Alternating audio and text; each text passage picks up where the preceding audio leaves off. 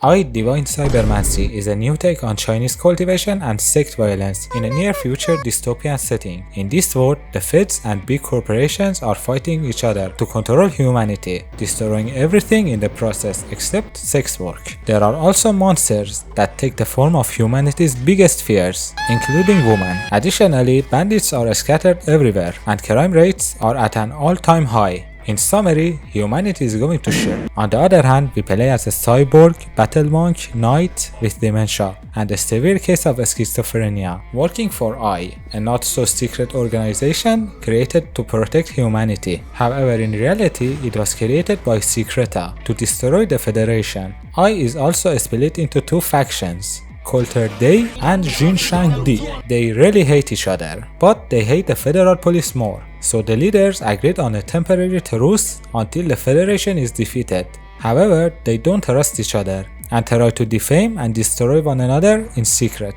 Our protagonist is one of the executioners of Coulter Day. He was on a secret mission to Mars, aiming to uncover the secrets of Jinshang Di and discover information about an unknown artifact, but apparently he failed. Now he has amnesia and can't remember anything. E.Y.E is an immersive sim, a very good immersive sim indeed, but it was made for people who have masochism. Oh, did you think you were smart and found the secret passage at the start of the game? Unlucky, because now you're stuck in the endless sewer system. Oh, what's that? You forgot to level up your hacking stat and can't go any further? Amateur. Speaking of stats, in normal games you have a character creation screen, but in E.Y.E we combine genes together to create the perfect cell. However, understanding what each of them does and which ones are better together requires a brain, which I don't have. So now my character is stupid and mentally unstable. But in the positive side, he's fast, very fast. And this game was created via Source Engine, which means you can bunny hop by binding your jump button to the scroll wheel and become faster. But in the process, swimming becomes more difficult. But don't worry, if you mess up your character creation, you can still level up and spend your bruise off, a funny way to spend money to buy cybernetics and do research. In the hub area of the game, you can freely talk to NPCs or buy new guns and cool abilities. When you're done, you can talk to the captain to get deployed into your next mission. And this is where the fun begins. Before every mission, you get to choose what type of armor and equipment to bring with you from the armory. These are also scattered around the map, so you can always change and experiment. Let's start with the armor. There are three types of armor in the game: light, medium and heavy. Light armor has very low defense and you will die faster than you can blink. Grenades will also give you PTSD, but it has very little weight, so you can move a lot faster and carry more weapons and ammunition. Heavy armor on the other hand makes the game playable, and you only feel the flaws when you go back to light armor and realize what you've lost. And nobody cares about the medium armor. Moving on to the weapons, there are a lot of them. Some are unlocked at the start, and some are unlocked later by raising your stats, doing research, or buying them. All of the starting weapons are good, but very situational. Yes, becoming a dual katana wielding knight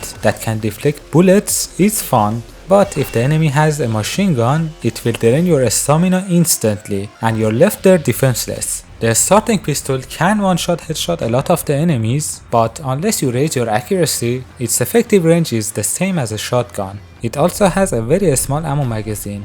Speaking of shotguns, they are hella overpowered and you should try them. Just stay away from the double barrel. You will later on unlock more and better weapons, but don't expect to see any of the good ones in your first playthrough. Doing the research, increasing your stats, and saving money to buy them is hella expensive. No matter how many times you hack the bank and steal from the poor, you're still broke. But there are a lot of cool weapons like the Warhammer and the revolver that make your later playthroughs easier and more fun. Going back to the missions, in each of them you have multiple main quests and side quests. The side quests are interesting, to say the least, like finding the crackhead's drug supply and planting biological terrorist bombs. Sometimes they get even more interesting, like a guy who told me about a monster hiding a big treasure, but when you find it, he only has crippling depression and an unescapable cycle of guilt. killing him won't reduce your karma, because you're doing him a favor. Sometimes you can even urge a depressed man to commit suicide. The main quests are more interesting, like helping the bandits to gain their trust by fixing the generator, so they can go back to their CBT session. Also, in a lot of cases, there are multiple ways to achieve your goals. One time, I was sent to hack an enemy transcom, but I possessed it instead, and was left with an static CCTV camera in the middle of nowhere. I couldn't be bothered to hack it again, so I went back and bribed one of the corrupt enemy generals to give the federal police false information. By doing more side quests, you get more money, and you can use that money to do more research. But first, you have to unlock the research, which is randomly dropped after you kill an enemy. Based on how good the research is, it can be more expensive and rarer than others. After unlocking them, you can choose how many slaves you appoint to do the research, which can make the research faster, but also makes it more expensive. By doing research, you unlock the option to buy more abilities, like turning your enemies into fairies, making shadow clones of yourself, or teleporting inside them and making them explode. But abilities use stamina, which is the resource you use to sprint, jump and block, so you can't just spam teleport across the map. Hacking is also present as a minigame. You can possess, hack, destroy or steal anything electronic in the game, including enemies, drones, doors and more. This is one of the most frustrating mechanics in the game, because in some parts you can't continue until you hack something, and if you fail the hack, there's a chance that you'll get counter hacked, and sometimes you even explode. I personally had many problems with it, because my character was stupid, but the minigame is very reminiscent of JRPG combat, which I have a lot of experience in, so I could pass them eventually.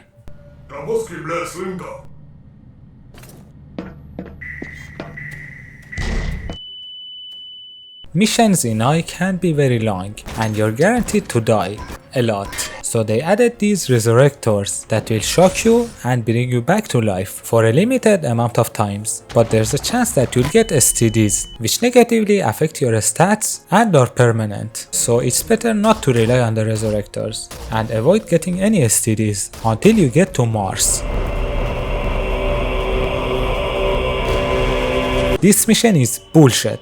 There are two types of enemies that can one-shot you, the choppers and the Deus Exes, and be careful, unless you have a sniper rifle, these guys are bullet sponges. Even with the sniper rifle, which has the highest damage in the game among the starting weapons, you have to shoot the Deus Ex more than 5 times in the head. The demons and the feds are fighting each other, but the AI considers the player a bigger threat, so they have a higher priority to attack you. This map is huge, and the mission is very long. You are also forced to wear heavy armor if you don't want to experience getting your booty hole expanded, and that makes the mission even longer. No one will blame you if you rage quit here and never come back to this game, but I advise you to continue, because it gets more fun after you beat the game once or twice. I went from dying to grenades to doing the starting sword challenge, and in the end I started speedrunning the game, getting the true ending in about 40 minutes. From now on, I'm gonna talk about the story and the endings, so a spoiler warning. As I told you before, our master and our commander have beef with each other. Sensei wants to unite Coulter Day and the dirty illiterate Jingshang Di together. On the other hand, Commander Rimana wants to destroy Jingshang Di. The choice is yours to make. You can't help either of them, or you can go ahead and join the Federation to destroy the E.Y.E from the inside. But no matter what ending you choose, in the end, you have to kill both Commander Rimana and your master. After killing Commander Rimana, you go back to the temple, which is fine, despite you genociding all of them a minute ago. Talking to the Coulter Day soldiers, they tell you that you should stop going to an empty office and talking to yourself, which is weird because Commander Rimana was there. Going back to where we killed Commander Rimana, there's no artifact, only a big portal. Going through the portal, we see a mysterious man, Commander Rimana, and our master. Talking to them won't give you any useful information, and after taking the portal behind them, you return to the start of the game in the cave, starting everything from the beginning, but you carry over your stats and weapons, so it's kind of a new game plus. But if you play again and unlock all the 3 endings, once you go back to the cave, you'll see a big portal. Here you can get the true ending by talking to the lady standing at the end of the level.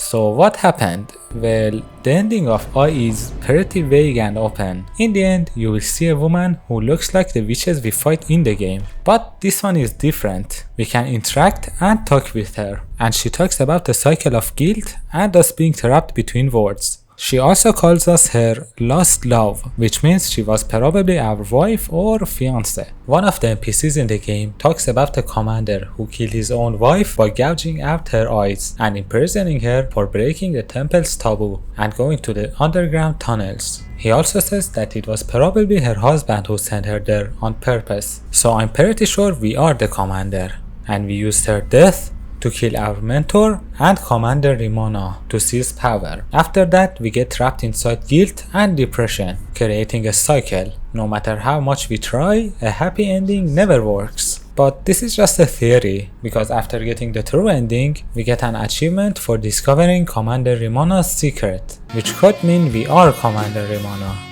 And we can never be sure of the story until the developers come back with a major update or make E.Y.E 2, which is very unlikely.